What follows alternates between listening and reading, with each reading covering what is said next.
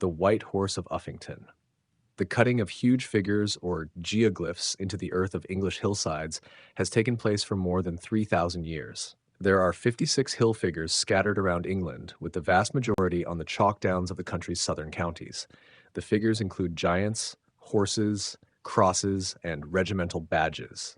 Although the majority of these geoglyphs date within the last 300 years or so, there are one or two that are much older. The most famous of these figures is perhaps also the most mysterious, the Uffington White Horse in Oxfordshire. The White Horse has recently been redated and shown to be even older than its previously assigned ancient pre-Roman Iron Age date. More controversial is the date of the enigmatic Long Man of Wilmington in Sussex. While many historians are convinced the figure is prehistoric, others believe that it was the work of an artistic monk from a nearby priory and was created between the 11th and 15th centuries. The method of cutting these huge figures was simply to remove the overlying grass to reveal the gleaming white chalk below. However, the grass would soon grow over the geoglyph again unless it was regularly cleaned or scoured by a fairly large team of people. One reason that the vast majority of hill figures have disappeared is that when the traditions associated with the figures faded, people no longer bothered or remembered to clear away the grass to expose the chalk outline.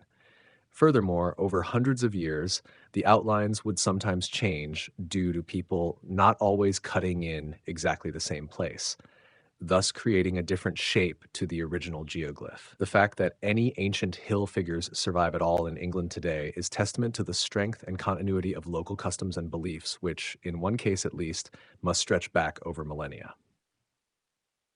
Iron Age, a period in Britain 800 BCE, 43 CE, that is characterized by the use of iron tools. The Uffington White Horse is a unique, stylized representation of a horse consisting of a long, sleek back, thin disjointed legs, a streaming tail, and a bird-like beaked head. The elegant creature almost melts into the landscape. The horse is situated 2.5 kilometers from Uffington village on a steep slope close to the late Bronze Age, c. 7th century BCE hill fort of Uffington Castle, and below the ridgeway, a long-distance Neolithic track. The Uffington horse is also surrounded by Bronze Age burial mounds. It is not far from the Bronze Age cemetery of Lamburn Seven Barrows, which consists of more than 30 well-preserved burial mounds. The carving has been placed in such a way as to make it extremely difficult to see from close quarters, and like many geoglyphs, is best appreciated from the air. Nevertheless, there are certain areas of the Vale of the White Horse, the valley containing and named after the enigmatic creature, from which an adequate impression may be gained. Indeed, on a clear day, the carving can be seen from up to 30 kilometers away. The earliest evidence of a horse at Uffington is from the 1070s CE, when White Horse Hill is mentioned in documents from the nearby Abbey of Abingdon, and the first reference to the horse itself is soon after, in 1190 CE.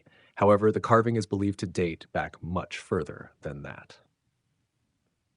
Due to the similarity of the Uffington White Horse to the stylized depictions of horses on 1st century BCE coins, it had been thought that the creature must also date to that period. However, in 1995, optically stimulated luminescence (OSL) testing was carried out by the Oxford Archaeological Unit on soil from two of the lower layers of the horse's body and from another cut near the base. The result was a date for the horse's construction somewhere between 1400 and 600 BCE.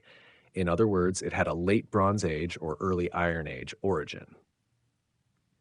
The latter end of this date range would tie the carving of the horse in with occupation of the nearby Uffington Hill Fort, indicating that it may represent a tribal emblem marking the land of the inhabitants of the hill fort. Alternatively, the carving may have been carried out during a Bronze or Iron Age ritual. Some researchers see the horse as representing the Celtic horse goddess Epona, who was worshipped as a protector of horses and for her associations with fertility. However, the cult of Epona was not imported from Gaul, France, until around the 1st century CE. This date is at least 6 centuries after the Uffington horse was probably carved. Nevertheless, the horse had great ritual and economic significance during the Bronze and Iron Ages, as attested by its depictions on jewelry and other metal objects. It is possible that the carving represents a goddess in native mythology, such as Rhiannon, described in later Welsh mythology as a beautiful woman dressed in gold and riding a white horse. The fact that geoglyphs can disappear easily, along with their associated rituals and meaning, indicates that they were never intended to be anything more than temporary gestures. But this does not lessen their importance. These giant carvings are a fascinating glimpse into the minds of their creators and how they viewed the landscape in which they lived. Uh, Bronze Age, a period in Britain CE 2800 BCE that is characterized by the development of bronze tools. Neolithic, a period in Britain C 4000 BCE C 2500 BCE that is significant for the spread of agricultural practices and the use of stone tools. Celtic, an ancient people who migrated from Europe to Britain before the Romans.